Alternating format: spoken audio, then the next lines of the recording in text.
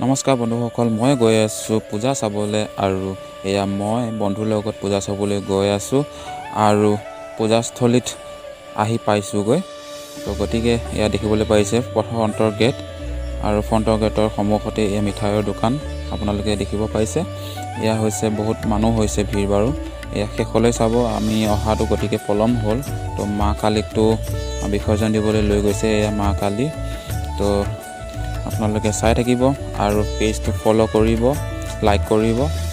গতিকে আপোনালোকে এয়া বিসৰ্জন দিবলৈ গৈ আছে মানুহবোৰে। তো চাই থাকক, বিসৰ্জন দিব এতিয়া।